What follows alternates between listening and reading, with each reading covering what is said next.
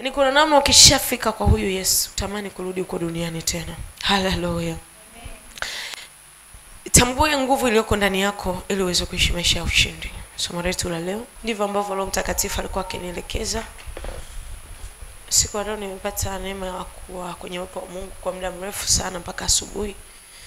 Na nilikuwa nimechoka, lakini kile nikijaribu kumwambia Roho Mtakatifu inatosha, lakini yeye alikuwa anaendelea kunipeleka mpaka ilipofika saa 10. Bwana Yesu asifiwe sana.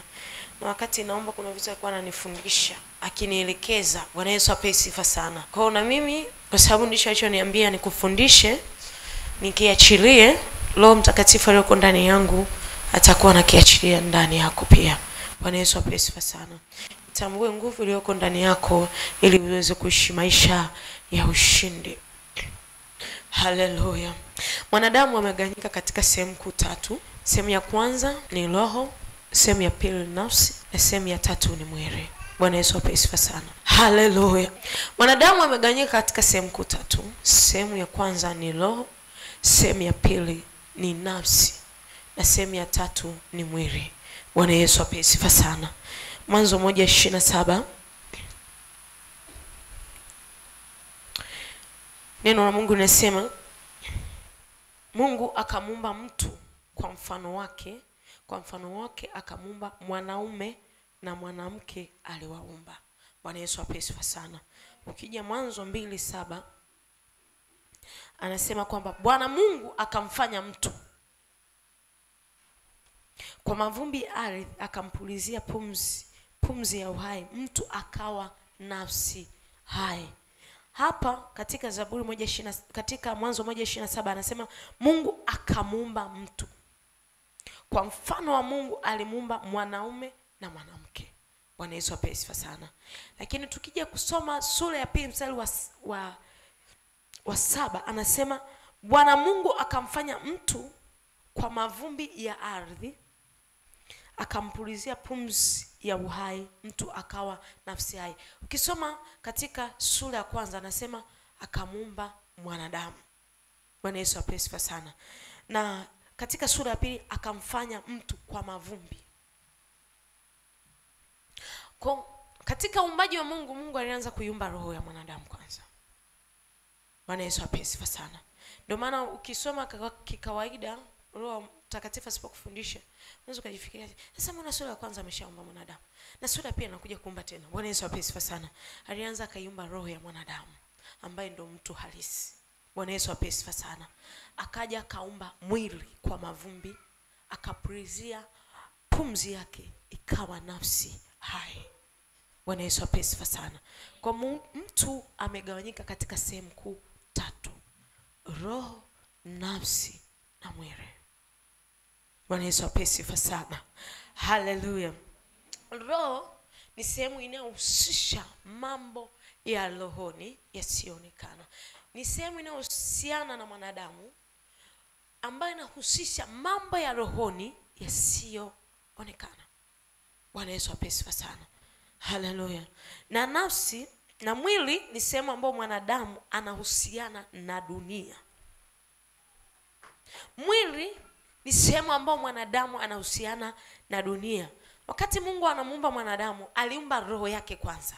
Alipoumba roho yake kwanza, akatafuta, akatazama, akaona no, haitoshi.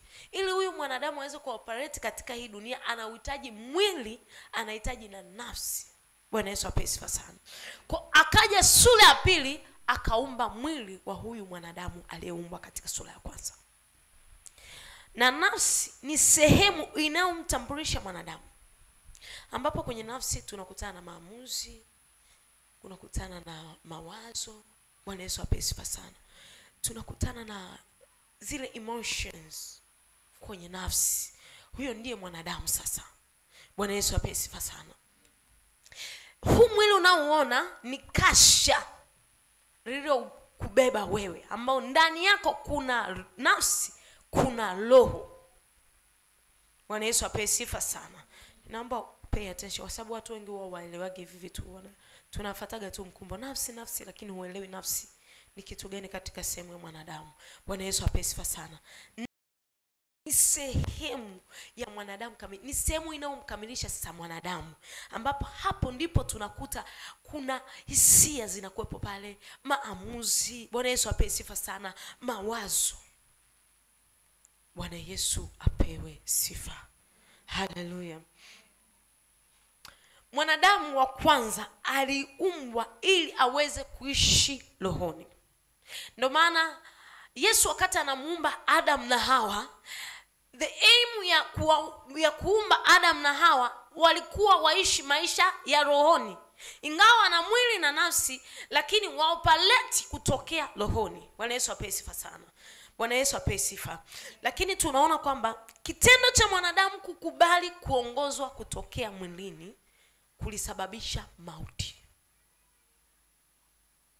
Mwanadamu wa kwanza tunakumbuka kabisa, tunajua wale wasomaji wa Biblia kwamba Adam alishawishiwa na nyoka. Manake alianza kuoperate, badala ya kuoperate kutoka rohoni akaanza kuoperate kutoka mwilini. Bwana Yesu apewe sifa sana. Kile kitendo cha kwanza kuoperate kutoka mwilini kikaleta mauti ya roho yake. Bwana Yesu apewe sifa sana. Haleluya. Ndio maana anamwambia katika Mwanzo 2:17 anasema, walakini matunda ya mti wa ujuzi wa mema na mabaya usile, kwa maana siku utakapokula matunda ya mti huo utakufa hakika. Bwana Yesu apewe sifa sana. Maana yake alikuwa anamwambia the moment atakapoacha kuoperate kutoka rohoni, akaanza kuoperate kutoka mwilini, atakufa. Bwana Yesu apewe sifa sana.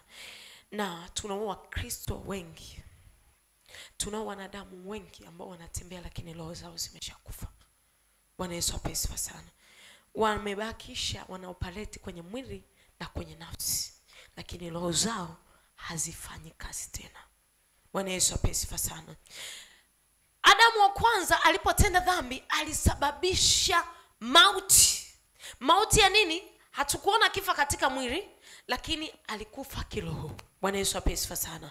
Ndipo Yesu alipogundua kwamba anahitaji kuja kwa ajili ya kuokoa mwanadamu, kurudisha uhai tena kwenye maisha yetu. Bwana Yesu apewe sifa sana. Alipoona kwamba okay, mwanadamu hawezi kuoperate kutoka mwilini, tayari roho yake imekufa, ninahitaji kwenda duniani kumkomboa kwa mara ya ngapi? Mara ya pili. Bwana Yesu apewe sifa sana. Haleluya. Baada ya Adam kufanya makosa, Yesu alikuja duniani kuturudishia uhai wa roho zetu. Ndio maana anasema katika Yohana 10:10,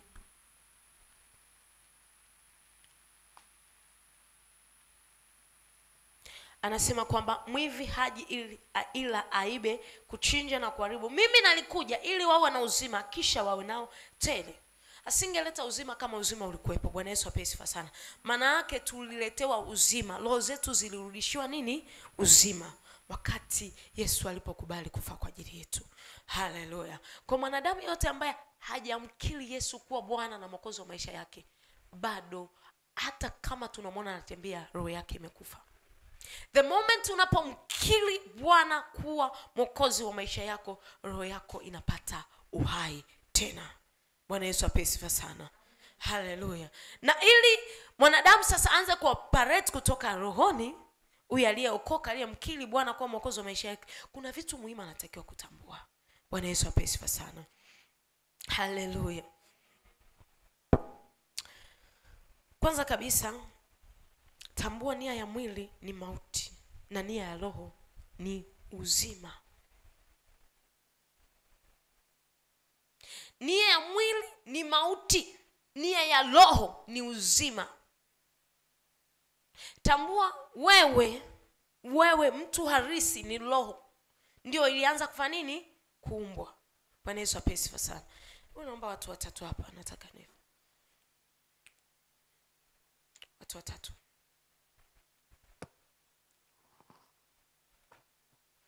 Mmoja wewe mwili, mwingine roho, mwingine nafsi. Na ambaye ana sura ya mwili. Bwana Yesu apewe sifa sana. Haleluya.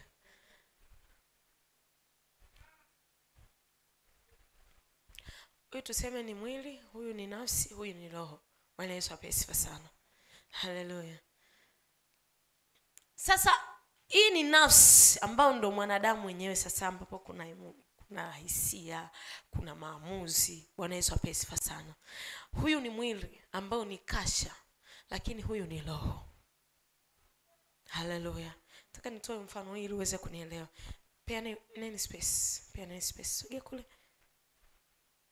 Peana space kabisa. Hii nafsi ili iweze kuoperate inategemea yenyewe, ni iko neutral, inaenda kokote. Bwana Yesu apewe sifa sana. Inaenda kokote. Yaani inaweza kufanya kazi na roho, inaweza kufanya kazi na mwili, kulingana na mtu mwenyewe, mhusika mwenyewe. Bwana Yesu apewe sifa sana. Na nia ya mwili, huu si mwili. Hii nia ya mwili ni mauti. Nia ya roho ni uzima. Bwana Yesu apewe sifa sana. Acha nisome. Kama unaendelea kusimama hivyo hivyo. Warumi 8:6.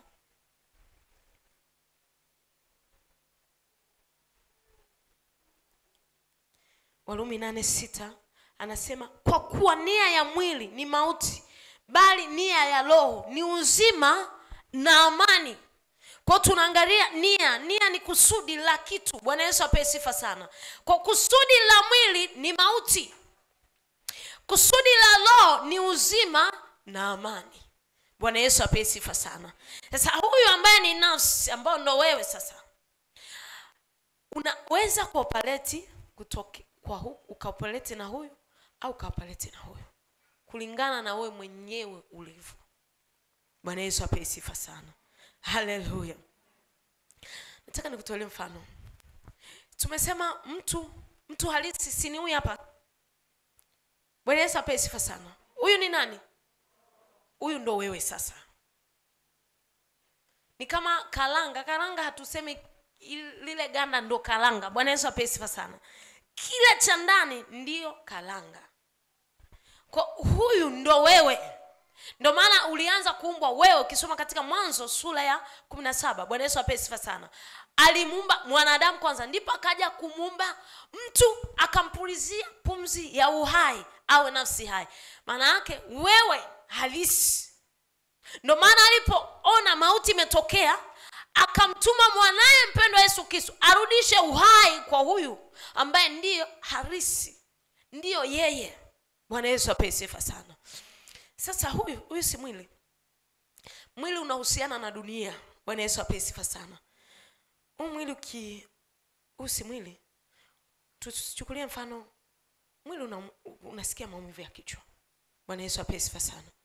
Huu ni mwili unasikia maumivu ya kichwa. Kinachoumia ni nini? Ni nini? Huyu ndo wewe. Huyu haumi. Kinachoumwa ni mwili. Maumivu unayasikia ni mwilini, lakini roho yako haina maumivu. Kwa nini? Adui hana access ya kuigusa roho. Unapookoka, tambua kabisa kwamba shetani hana access ya kukuondolea neema uliyoipokea, ambayo ni uhai wa roho yako. Bwana Yesu apewe sifa sana. Lakini anaweza kukufrustrate ukaishi kwenye wokovu katika maumivu. Anautumia mwili. Bwana Yesu apewe sifa sana.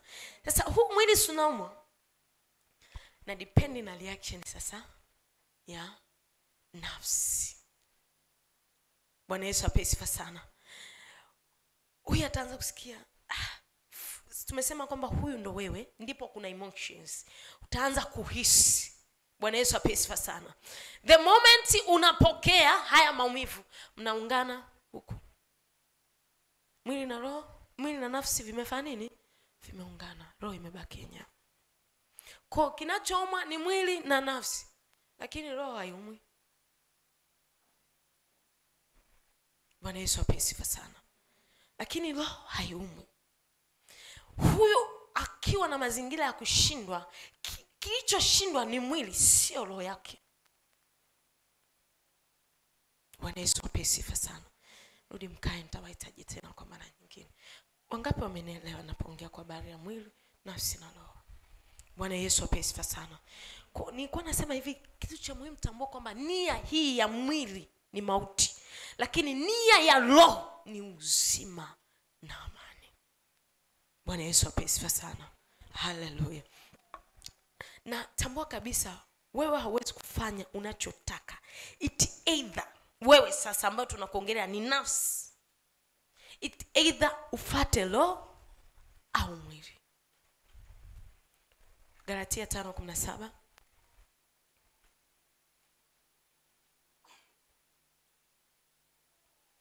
Kitabu cha Galatia 5:17 anasema hivi: kwa sababu mwili hutamani kushindana na roho, na roho kushindana na mwili, kwa maana hizi zimepingana, hata hauwezi. Nani huyo? Nafsi.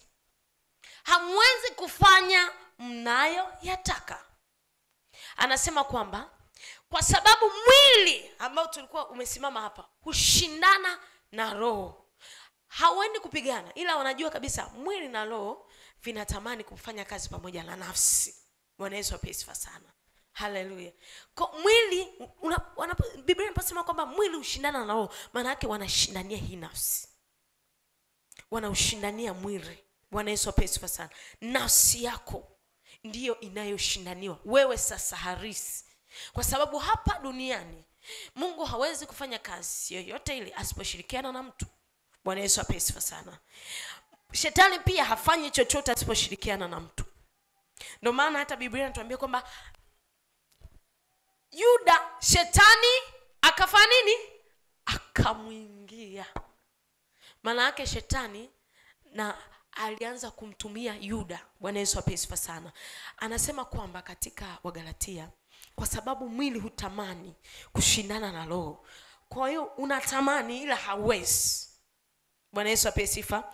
Na roho kushindana na mwili, kwa maana hizi zimepingana, hata hamwezi. Kwa nini amesema hata hamwezi? Nani huyo? Ni nafsi. Hamwezi kufanya mnayo yataka. Bwana Yesu asifiwe sana. Kwa wewe hauwezi kufanya unachokitaka. Ni either utafanya roho inachokitaka au mwili unachokitaka. Bwana Yesu apewe sifa sana. Na tunatambua kabisa kwamba nia ya mwili ni nini? Ni mauti. Na nia ya roho ni uzima na amani. Bwana Yesu apewe sifa sana. Kwa nafsi ya mwanadamu iko neutral. Maana yake inavutwa popote. Inaweza kavutwa na roho au inaweza kavutwa na mwili. Inadepend ni kitu gani kati ya hivyo kina nguvu kwenye maisha yako. Bwana Yesu apewe sifa sana. Haleluya. Nafsi ambayo ni wewe, naomba pay attention hapa. Kwa sababu mwili ameutenganisha. Mwili utamani kushindana na roho. Maana yake ni vitu viwili. Bwana Yesu apewe sifa sana. Na roho kushindana na mwili, kwa maana hizi zimepingana, hata mwezi. Kwa nini amesema mwili na roho afa akasema hata mwezi? Maana yake kuna mtu ambaye ni nafsi. Nani amenielewa? Kama hujaelewa usinyoshe. Nani amenielewa? Okay. Roho Mtakatifu akusaidie kama bado hujanielewa. Bwana Yesu apewe sifa sana. Naomba nirudie polepole. Kwa sababu mwili hutamani kushindana na roho. Bwana Yesu apewe sifa sana. Na roho kushindana na mwili, kwa maana hizi zimepingana, hata hamwezi. Nichukulie niweke kwa mmoja. Hauwezi kufanya. Kwa nini anasema hawezi? Anamuongelea mtu ambaye ni nafsi. Hawezi kufanya anayo yataka, kwa sababu mwili na roho vinashindana. Bwana Yesu apewe sifa sana. Maana yake tuko sehemu hizi tatu. Bwana Yesu apewe sifa sana. Haleluya. Vita anayoinua adui, anajua hawezi kabisa kuishinda roho yako ambao ndo wewe. Bwana Yesu apewe sifa sana. Lakini atapambana aipate nafsi ambayo ni wewe kwa kutumia mwili. Ndio maana neno la Mungu linasema yote yanawezekana. Anayemuongelea kwamba anaweza sio huu mwili, ni huyu roho. Bwana Yesu apewe sifa sana. Kwamba huyu roho ameumbwa kwa sura na mfano wa Mungu, ambaye kama sisi tumeumbwa kwa sura na mfano wa Mungu, yale ambao baba yetu anayaweza hata sisi tunayaweza. Bwana Yesu apewe sifa sana. Lakini adui atakachofanya ni kukuchanganya kwenye nafsi yako. Bwana Yesu apewe sifa sana. Are you there? Na nielewa. Bwana Yesu apewe sifa sana. Warumi 7 kuanzia mstari wa 15.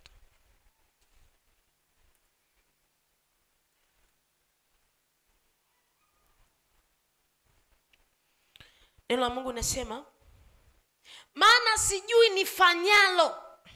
Huyu ni nani? Huyu sasa ni mtu anaongea ambaye ni nafsi. Bwana Yesu apewe sifa sana. Anasema, maana sijui nifanyalo, kwa sababu lile nilipendalo silitendi, bali lile nilichukialo ndilo ninalolitenda. Lakini kama nikitenda lile nisilolipenda, nakiri ile sheria kuwa ni njema. Basi sasa mimi nafsi yangu ninayetenda hilo, bali ni dhambi ikayao ndani yangu. Kwa maana najua kuwa ndani yangu, yani ndani ya mwili wangu, halikai neno jema. Ndani ya mwili wangu halikai neno jema. Ndio maana anasema nia ya mwili ni mauti, kwa sababu ndani ya mwili wa mwanadamu hakukai jambo jema. Bwana Yesu apewe sifa sana. Anasema kwamba kwa kuwa kutaka nataka, bali kutenda lililo jema sipati. Maana yake alikuwa anamuongelea mwanadamu ambaye mwili unamshinda. Alikuwa anaongea kwamba mwili ndio unaweza kunicontrol, kwa sababu ninalotaka kulifanya silifanya, bali silitendi lile ninalotaka kulitenda, natenda lile ambalo mwili unataka nilitende. Haleluya. Bwana Yesu apewe sifa sana. Na mwanadamu, rudi tena kwa mara nyingine. Watolee mfano nye watatu. Nafsi, mwili na roho. Rudi tena.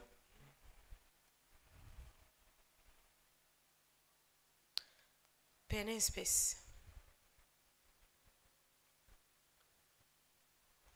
Huyu ameenda kupima, ameambiwa ana kansa. Huyu si mwili. Bwana Yesu apewe sifa sana. Kinachouma ni nini? Na sio nini? Roho ndo nani? Ndo wewe. Bwana Yesu apewe sifa sana. Sasa ili huyu mtu ambaye ni mtu halisi sasa wewe athirike, Bwana Yesu apewe sifa sana, ina depend na reaction ambayo huyu anaipokea kutoka kwa huyo. Bwana Yesu apewe sifa sana. Huyu anaweza kuwa anaumwa kansa, alafu huku siku na emotions anaanza kupokea kwa hisia. Bwana Yesu apewe sifa sana. Nakufa. Lakini huku roho anasema sitakufa bali nitaishi. Huyu ni roho. Bwana Yesu apewe sifa sana. Sitakufa bali nitaishi. Lakini huyu mawazo yake yanakataa, yanakubaliana na hiki. Bwana Yesu apewe sifa sana. Yanakubaliana na ugonjwa ambao umeonekana kwenye mwili, ingawa anajaribu kuconfess kwamba sitakufa bali nitaishi. Lakini kwa sababu hapa ndipo kuna nguvu, hapa ndipo kuna mawazo yake yanapokubaliana na hiki ambacho kinatoka mwilini, huyu anahama, anamsogelea mwili, wanakuwa kitu kimoja, inabaki roho. Bwana Yesu apewe sifa sana. Na Biblia inasema kwa mashahidi ya watu wawili neno linafanya nini? Kwa mashahidi ya watu wawili neno linafanya nini? Linathibitika. Kwa sababu huyu hajaungana na roho, lile neno ambalo ni kansa inathibitika sasa. Bwana Yesu apewe sifa sana. Haleluya. Kuna watu wengi, nataka kuongelewa Kristo, ambao tunakonfesi sana lakini hatuoni matokeo. Bwana Yesu apewe sifa sana. Huyu anaendelea kukonfesi, roho ipo ni wewe. Unajaribu tukiwa kanisani, mimi ni tajiri ndio, lakini mawazo yako ni ya kimaskini. Bwana Yesu apewe sifa sana. how you react, unareact kama mtu maskini. Bwana Yesu apewe sifa sana. Maana yake umeungana na mwili. Unaendelea kuconfess, lakini hautaona matokeo. Why? Roho yako haijaungana na nafsi. Maana yake mawazo, hisia havijaungana na roho yako. Mawazo na hisia vimeungana na mwili. Bwana Yesu apewe sifa sana. Kuna mtu anakonfess mimi ni mshindi, lakini akilala anajiona ameshindwa, hawezi, vinawezekana. Hapa maana yake unaungana na nini? Na nia ya mwili ni nini? Ni mauti. Hapo sasa ndo tunajua watoto wachanga. Bwana Yesu apewe sifa sana. Wale wachanga kabisa ndio unakuta hivi wameungana. Wale atisi kidogo, wale ambao nipo mguu mmoja nje mwingine ndani. Bwana Yesu apewe sifa sana. Huku ana confess, huku nafsi yake na mwili wake vimeungana. Lakini walio rohoni, nafsi na mwili vinaungana. Bwana Yesu apewe sifa sana. Niwahi kutolea mfano mmoja. Mtoto wangu aliumwa mwaka jana. Nilikuwa nimetoka, ilikuwa ni Jumatatu kama sikosei. Nimetoka kwenye maombi. Bwana Yesu apewe sifa sana. Tulikuwa na deliverance hapo sana. Nikaenda nyumbani, nimelala, nikashangaa nagongewa mlango. Mlango wakati unagongwa, nikatoka, nasema Shama anaumwa. Shama anaumwa. Anaumwa nini? Kwenda nakuta watu wamekusanyika chumbani, wasichana wangu wamekusanyika chumbani wanakolala watoto. Alafu mtoto mkono, shia kuona watu wale ambao, yule mtoto ambao hao si wamepata, wanatindiwa mbongo, yani viungo vyao havifanyi kazi. Ndivyo alivyokuwa ameshakuwa. Kwa hawezi kusimama, mkono unaenda hivi, macho yani yanaenda hivi. Ukimita ndio umeanza kupinda. Bwana Yesu apewe sifa sana. Nipo mtazama, nikasema no, I didn't panic. Bwana Yesu apewe sifa sana. Maana yake ninafahamu kabisa ningepanic, ningeanza kuoperate kutoka mwilini. Bwana Yesu apewe sifa sana. Lakini nafsi yangu niliunganisha na roho, nikasema si kwanza hata kukemea, nilimkamata. Nikaenda naye sebuleni, nikasema Shama wewe ni mzima. Shama wewe ni mzima. Why? Nilikuwa najua Shama roho yake haiumwi. Shama wewe ni mzima. Roho katika damu na nyama, huu mwili umepata, kuna reaction zinaonekana, lakini mimi nilikataa. Na ndani ya dakika kidogo, wale ambao nipo shaka sawa, mguu mmoja nje mwingine ndani. Bwana Yesu apewe sifa sana. Huko confess, huku ni nini ambacho roho Bwana anatufundisha? Maisha yetu kama Wakristo hayawezi kuwa na ushindi kama tutajioperate kutoka mwilini. Ni kweli unaweza uko huko kanisani tunasema kile ushindi, mimi ni mshindi, lakini mawazo yako, hiyo nafsi yako inaoperate na nini? Na roho na mwili. Bwana Yesu apewe sifa sana. Tambua kabisa nia ya roho ni uzima. Bwana Yesu apewe sifa sana. Na nia ya mwili ni mauti. Kama unaoperate kuanzia huko, zile action unazoziona mwilini, unajua hili ni kasha ambalo linahusiana na dunia. Kwa mambo yote yanayoendelea duniani yanaanzia hapa. Si wamepata, wanatindiwa mbongo, yani viungo vyao havifanyi kazi. Ndivyo alivyokuwa kataliwa. Kuna hawezi kusimama. Sasa inadepend, mkono unaenda hivi, unazofanya yani yanaenda kupitia nafsi yako. Tumesema nafsi, kwenye nafsi kuna mawazo, kuna hisia. Naweza kukaa, wangapi tuko pamoja? Nani ananielewa mpaka hapo? Haleluya. Haleluya. Wewe ni roho. Na huyu roho ambaye na wewe hajawahi kushindwa jambo lolote. Maana yake tunategemea watu machua, hata kama wanasikia maumivu hawakubaliani na yale maumivu. Bwana Yesu apewe sifa sana. Na mara ngapi ambao alishia kusikia maumivu na akayakataa na akashangaa, baada ya muda ameondoka. Bwana Yesu apewe sifa sana. Hivyo ndivyo Mungu anataka tuoperate. Kila unachokiona mwilini hakikuhusu. Wewe halisi ni roho. Kwa unavyokubali kwamba unaumwa, Sio wewe unayeumwa, ni mwili unaumwa. Bwana Yesu apewe sifa sana. Kwa usikubali kwa sababu wewe ni roho. Usikubali kwamba unaumwa. Nasema unajua kuna mambo mengine. Wana wasikilizaga hata watenda kazi mkiwa mnaniambiaga. Unajua kuna vitu vingine mazingira, kuna vitu kishaona. Biblia inasemaje? Tunaenenda kwa imani, sio kwa kufanya nini? Rudia tena. Mbona mnaikataa hiyo sentence? Tunaenenda kwa imani, sio kwa kuona. Wewe unachokiona mwilini hakikuhusu. Wewe unatakiwa uamini neno la Mungu linasema nini. Bwana Yesu apewe sifa sana. Hallelujah. I'm communicating. Niko na mtu hapa. Nani ananielewa? Sasa nategemea kuona Wakristo ambao unanisikiliza sasa. Haukubaliani na udhaifu wote, haukubaliani na kushindwa kokote, haukubaliani na magonjwa yoyote yanayotokea mwilini. Wewe sio huyo, wewe ni roho. Wewe ni roho. Bwana Yesu apewe sifa sana. Hallelujah. Tumshangilie Bwana Yesu. Shetani kwa kutumia mwili wako ana uwezo wa kufanya uishi maisha ya utumwa. Kwa kutumia mwili wako ana uwezo wa kufanya uishi maisha ya utumwa huku umeokoka. Maisha ya masumbufu huku umeokoka. Bwana Yesu apewe sifa sana. Kwa wale wanaonijua mimi, maisha yangu yote hata kama sijawahi kukiri sina. Hai. Kilichopungukiwa ni mwili, sio roho yangu. Bwana Yesu apewe sifa sana. Kilichoishiwa ni mwili, sio roho yangu. Mimi ni mshindi. Mimi ni mbarikiwa. Bwana Yesu apewe sifa sana. Nitashinda na zaidi ya kushinda. Mimi ni mzima. Are you there? Nataka uelewe ili uweze kuishi maisha ya ushindi hapa duniani. Watu wangu wanaangamizwa kwa kukosa maarifa. Confession tu haitoshi kukufanya wewe mshindi. Mawazo yako, nafsi yako ni lazima iungane na roho yako. Bwana Yesu apewe sifa sana.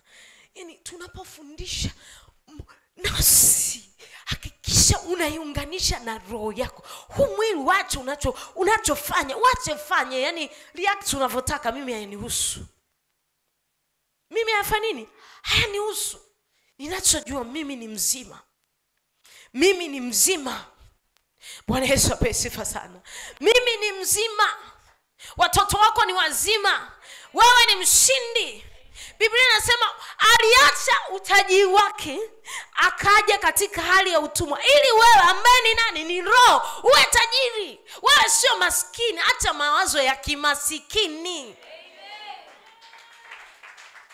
Acha kureact kama maskini. Ishi kama unayejua roho yako. Zamani unielewe. Roho yako sio maskini. Roho yako ina utajiri. Bwana Yesu apewe. Ushakuona watu wanasema, yani huyu ana roho ya kitajiri. Maana yake kuna maisha naishi ambayo hata kama mwilini yanaonekana, lakini roho yake inaopaleti kama tajiri, sio maskini. Na ukifanya hivyo, I'm sure hata kama Mungu ameruhusu kwa muda mambo fulani ya kupate, baada ya muda Mungu unayemtumikia atalithibitisha neno lake. Kwa nini? Kwa mashahidi wawili neno linathibitika. Nafsi yako na roho yako likithibitisha kwamba wewe ni tajiri, hilo neno la utajiri linathibitika kwa ushahidi wa roho yako na nafsi yako vikishuhudia kwamba wewe umepona. Hata kama wamekuandikia kwamba mwili wako una kansa ya stage 4, lazima utakuwa mzima. Hallelujah.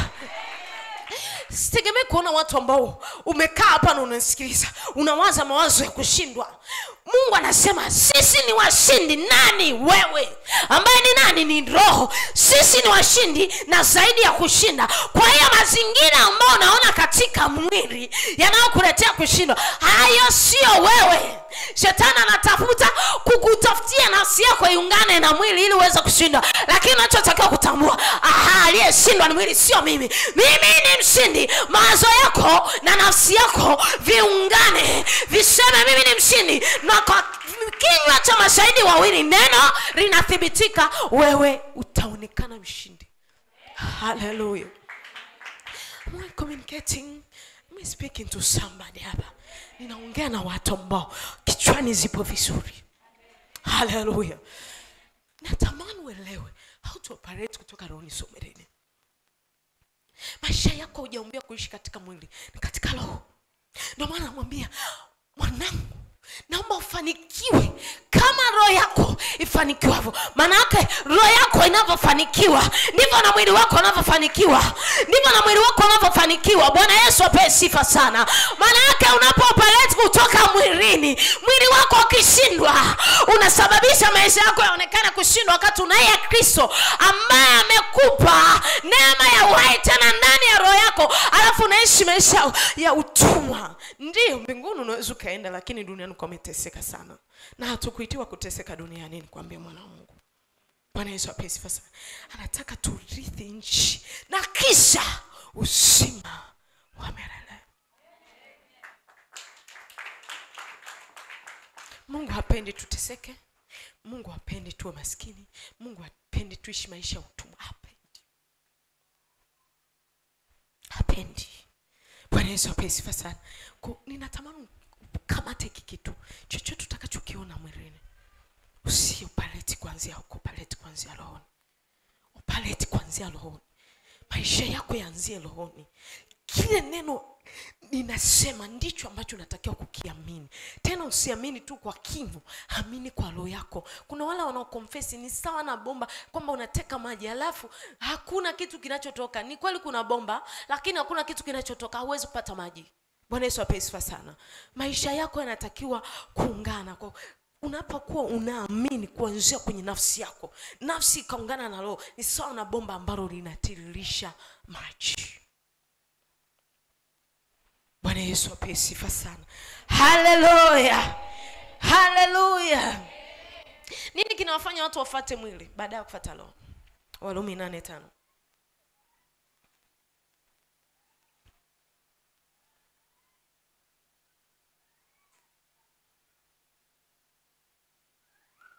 Kitabu cha Warumi 8:5, naomba unisomee.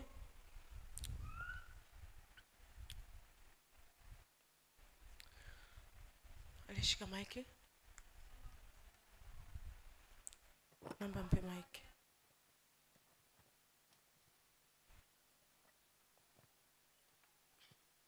Nasoma kwa msaada wa Bwana. Yes. Warumi 8:5. Nawe inasema, kwa maana wale wafuatao mwili huyafikiri mambo ya mwili. Kwa maana wale wafuatao mwili huyafikiri mambo ya mwili. Endelea. Bali wale waifuatao roho huyafikiri mambo ya roho. Huyafikiri mambo ya roho. Unaona kinachowafanya watu wengi wafuate mwili? Fikra, mawazo. Namna unawaza ndiko kunafanya ufate mwili, kwa sababu kwenye nafsi ndiko kuna mawazo. Bwana Yesu apewe sifa sana. Hallelujah. Wale wafuatao mwili ni wale wanaofikiri mambo ya mwilini. Ndio maana Mtume Paulo anasema yafikirini yaliyo juu aliko Kristo. Sio yalifikirini yaliyoko duniani, aliko shetani. No. Tunayafikiri yaliyoko juu aliko Kristo. Bwana Yesu apewe sifa sana. Sasa ili uweze kuacha kuyafuata mambo ya mwilini, lazima ujifunze kufikiri mambo yaliyoko juu. Ushindi, amani, furaha, mafanikio, kupiga hatua, kuinuliwa, ndivyo vitu vile vinapita ndani yako. Si kuna mtu analala anawaza kushindwa, anawaza kukosa kazi. Ndio ameenda kwa apply kazi, lakini ukinachowaza hivi nitapata, sijui. Maana nimeona watu wengi ambao wameenda pale wana vigezo, sijui. Lakini unatakiwa kujua kwamba wewe ni roho, na roho iliyoko ndani yako ina uhai, haijawahi kushindwa. Kama haijawahi kushindwa, hakikisha una operate kutoka rohoni. Ijumaa iliyopita nilikuwa wakati tunajifunza kuombea kazi ya mikono yetu, nilikwambia kwamba anaweza kutokea mtu ambaye ana sifa na vigezo vyote ambavyo wanadamu wanaona vinafaa, na wao wamekaa pale. Wakati unaingia kwenye interview, ukaifanya ile interview yako, baada ya hapo wanaanza kuulizana, lakini huyu mtu ana kitu cha tofauti. Ana kitu cha tofauti kwa nini? Roho yake hii hai hajaupaleti kuanzia kuanzia mwilini, ameoperate kuanzia rohoni. Haya, na huyu roho anafanya vitu extraordinary. Hafanyi vitu vya kawaida. Wewe sio wa kawaida.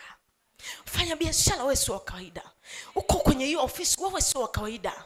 Wewe mama sio wa kawaida. Acha kuwa na mawazo ya kawaida.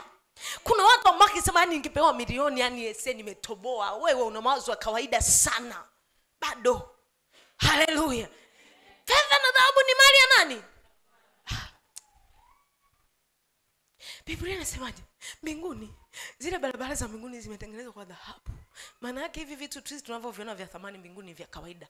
Na wewe ni mtu wa mbinguni. Ni mtu wapi? Tusome katika Wakorintho wa kwanza.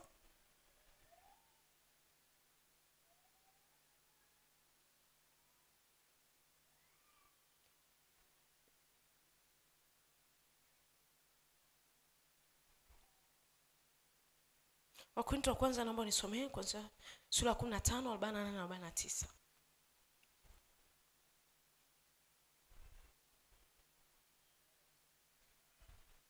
Wakorintho wa kwanza 15 48 na 49. Aliyefika anaweza kanisaidia kusoma. Shabu, alaka changamka.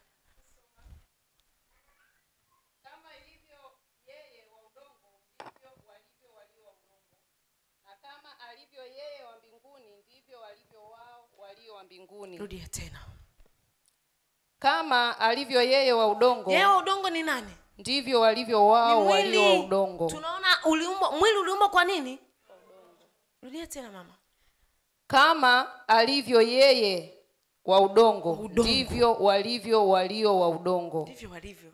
Na kama alivyo yeye wa mbinguni, ndivyo walivyo walio wa mbinguni. Na kama tulivyoichukua sura yake yule wa udongo, kadhalika tutaichukua sura yake yeye aliye wa mbinguni. Tutaichukua. Wewe ni sura ya mtu wa mbinguni ambaye ni Mungu. Wewe ni mtu wa wapi? Tamka, mimi ni mtu wa mbingu. Mimi ni mtu wa mbinguni. Sio wa dunia, sio wa udongo. Bwana Yesu apewe sifa sana. Kama walivyo wa udongo ndivyo walivyo. Yaani maana yake mtu ambaye ameumbwa kwa udongo akiishi kama watu wa udongo ataonekana ni wa duniani. Lakini yule aliyeumbwa wa mbinguni akiishi kama watu wa mbinguni ataonekana ni wa kimbingu. Na ninataka watu mliokaa hapa, hausopisi, unayenisikiliza, usionekane kama mtu wa udongo, ukaonekana kama mtu wa mbinguni.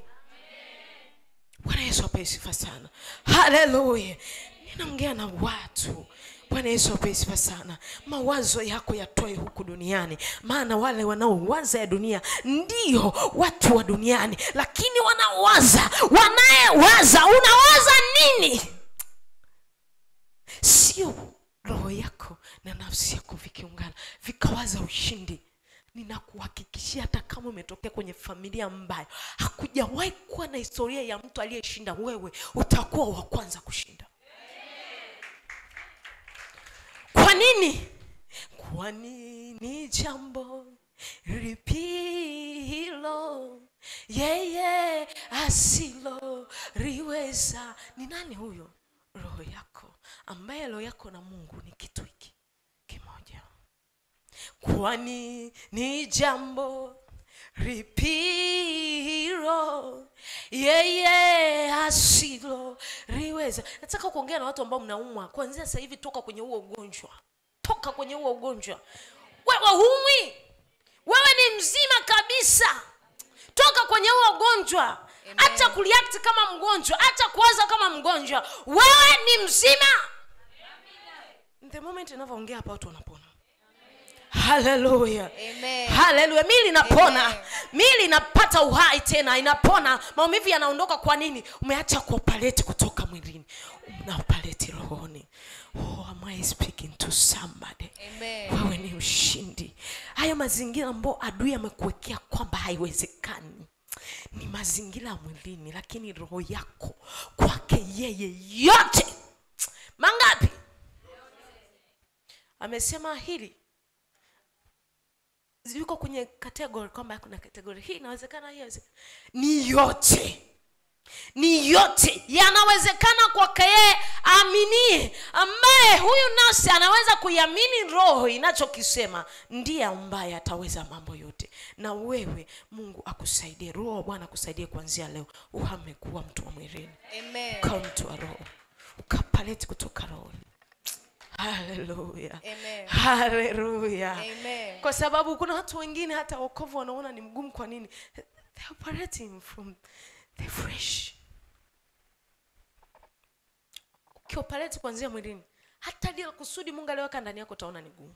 Lakini huyu ambaye tunaye, huyu ndiye aliyemkamata apostol, ndiye anayeishi ndani yake, ndiye anayetenda kazi ndani yake. Na wewe huyu aliyeko ndani yako ndiye anaweza kufanya mambo makubwa na magumu ambao wanadamu wakisikia wanasema hakika tulimuona Bwana akiwa pamoja na wewe. Hawezi kuwa na Bwana kama unaoperate kutoka mwilini. Wale ambao tutamuona Bwana ni wale ambao nafsi zetu zimeshikamana na roho zetu. Hatujashikamana na mwili, hatujashikamana na dunia, tumeshikamana na roho zetu.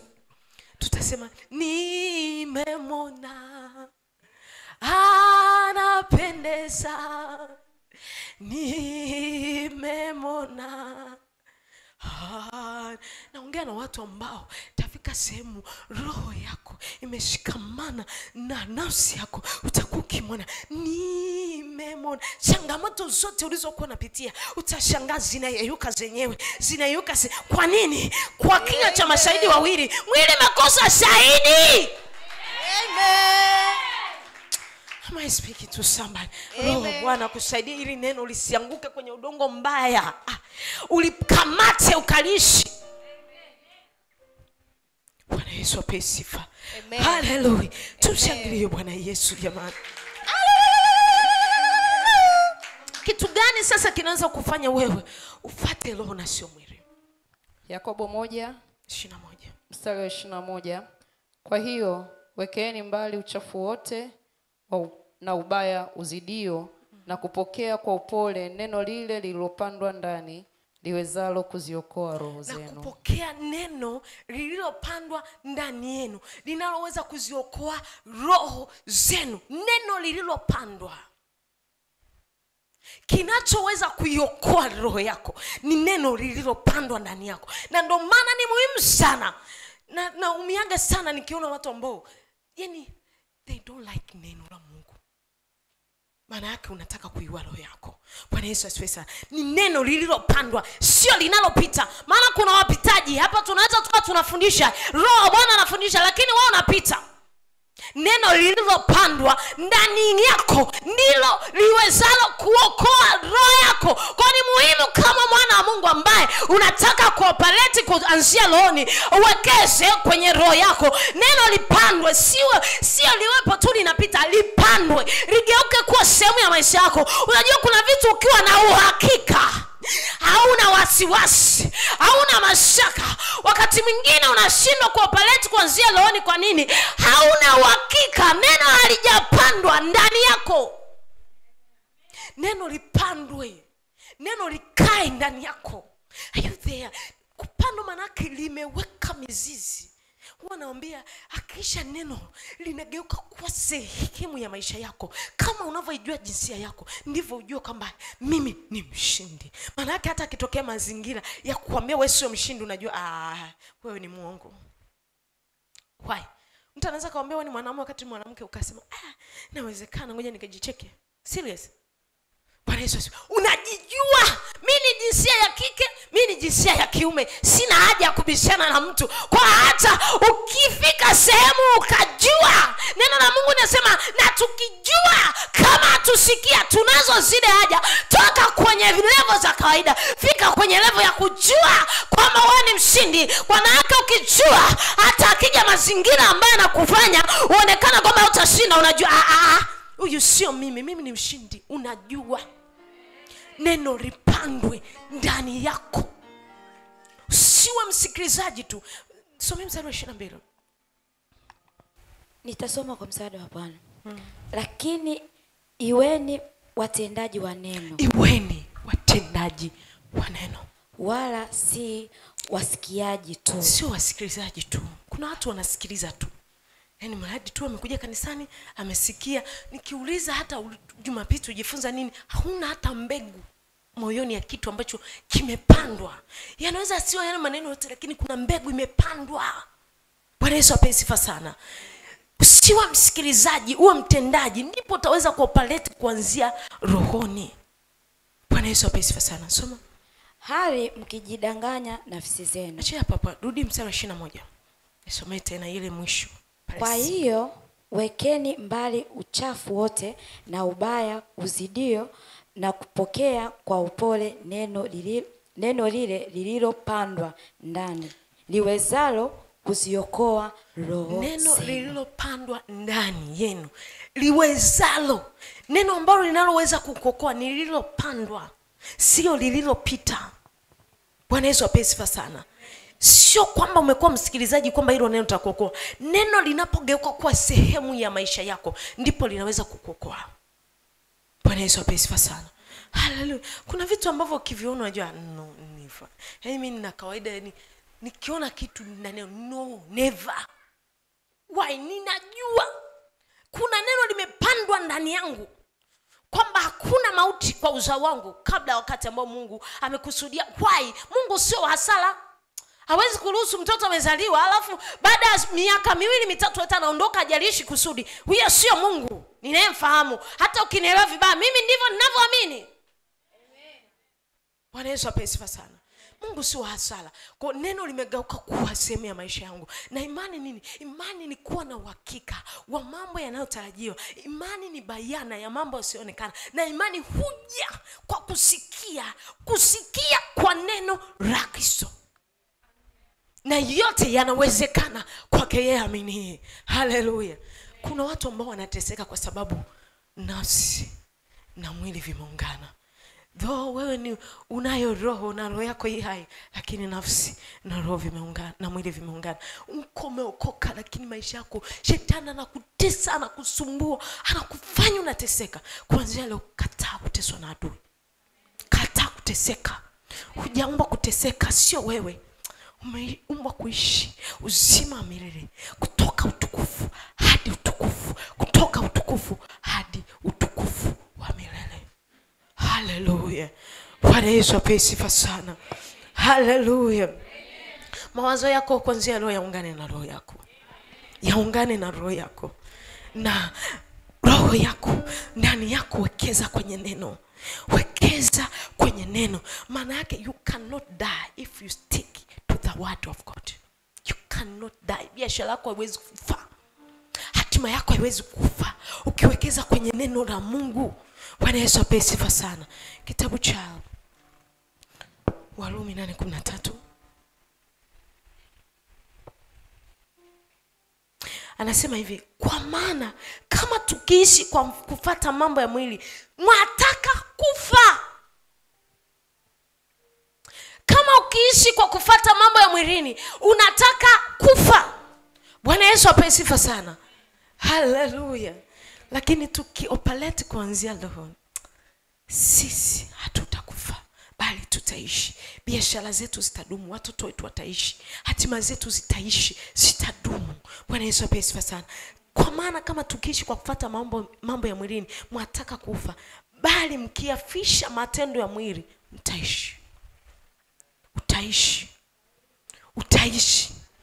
Sio wewe tu, uzao wako, elimu ya watoto wako, biashara yako, kazi yako, hatima yako itaishi. Why? Kuna neno limepandwa ndani yako. Kuna neno limepandwa ndani yako. Roho wa Bwana kusaidie. Roho wa Bwana wasaidie. Wewe unayenisikiliza, Roho wa Bwana akusaidie. Hautakufa bali utaishi. Wewe sio mtu wa kawaida. Wewe sio mgonjwa. Wewe sio maskini. Wewe haujaumbiwa kushindwa. Wewe ni mshindi. unayaweza mambo yote katika yeye akutie nguvu. Hata wale ambao mnatamani mambo ya rohoni, kuomba unaweza hata kuomba ukipaleti kuanzia rohoni. You can pray even 2, 3 hours, 4 hours. Why? Nafsi yako, mawazo, unaingia kuomba tayari ushajiwazia kushindwa. Hivi nitaweza kutoboa hata lisali moja? Utaweza? Tayari umeungana na mwili ambao hauwezi. Lakini ukiungana na roho, kasema I can do it. Bwana Yesu asifiwe sana. Nimemuona Bwana akinipeleka pale ambapo ninapokubaliana na roho. Nimemuona Bwana akinipeleka pale ambapo nikubaliana na roho. Mambo ambayo nilikuwa nategemea kwenye maisha yangu hayatawezekana, nimemuona Mungu akiyaweza.